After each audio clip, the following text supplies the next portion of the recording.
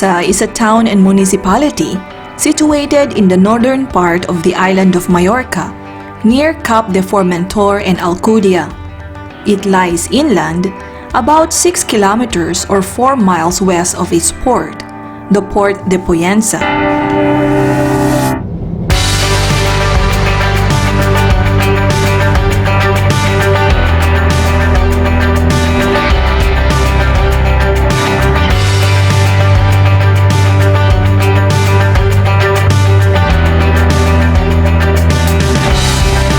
The cheapest way to get from Palma, the capital of Majorca, to Poyensa is to ride share, which costs €5 and takes 56 minutes to get there.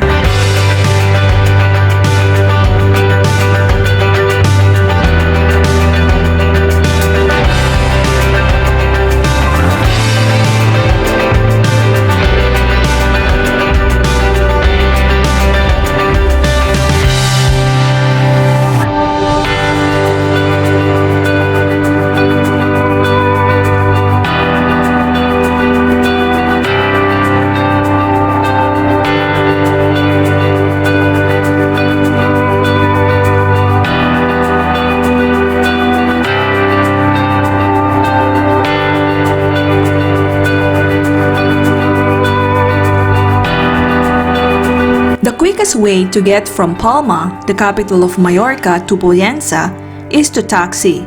Costs 65 to €80 and takes 37 minutes.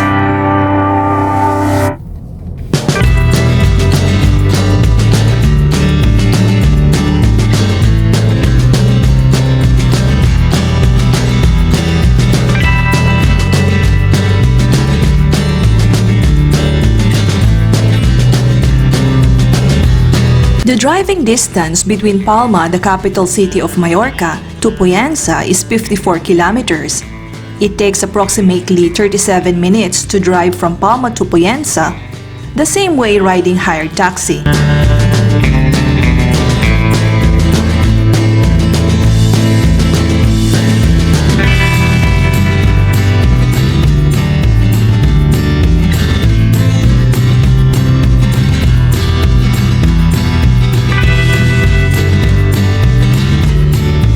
Poyensa is part of the county of Serra de Tramuntana. The town is bordered by those Campanet, Escorca, Alcudia, and Sapobla.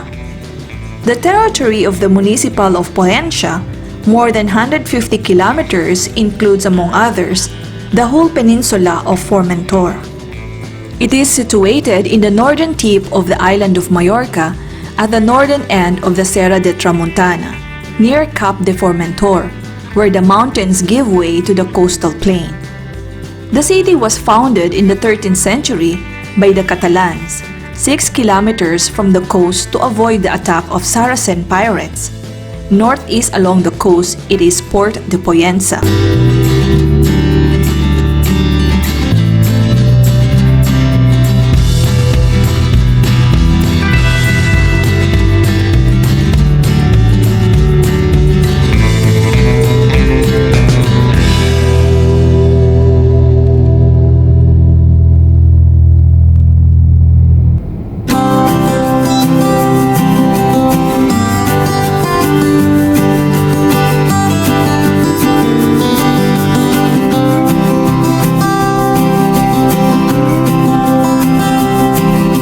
Poyensa is a farming town in the northern coast of the Majorca Island, whose coastline is experiencing tourism success since the 1930s and has the longest coastline of any of the islands of Majorca.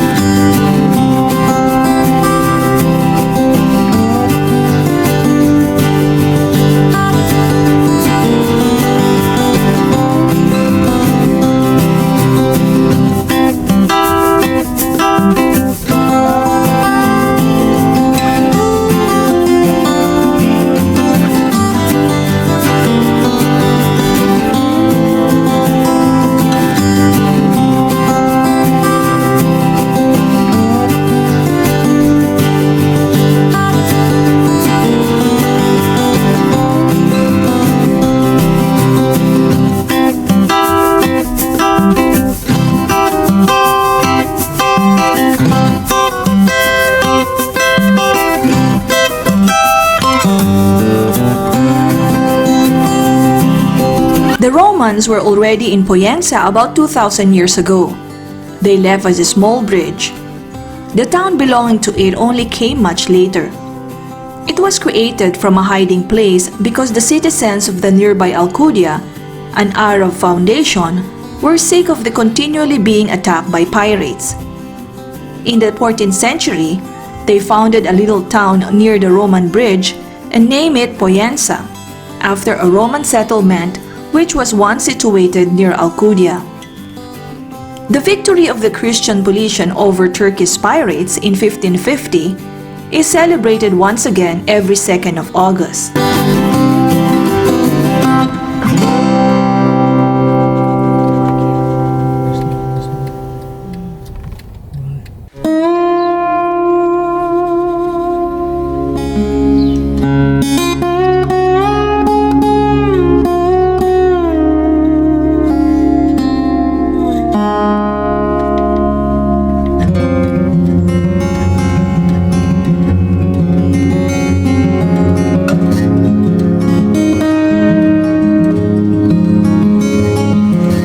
Dominican began the construction of the Our Lady of the Rosary Church in 1558. The church is a Baroque-style basilica with 10 side chapels, a barred vault and a coffered ceiling. It contains art treasures. One of the side chapels is decorated with a magnificent Baroque altarpiece of the 17th century, with an image of Old Rosary of the 15th century. There is also the tomb of Juan Mas, 1520 to 1607, a native of Poyensa and heroes fighting against the Moorish invaders. The church also mountains of magnificent organ built in 1732 by organist Valencia Luis Navarro. This piece is an instrumental gems of the 18th century. The Church of Our Lady of the Rosary is the church of the monastery of Saint Dominic, and now empty, whose space is used for art exhibitions and contemporary art installation.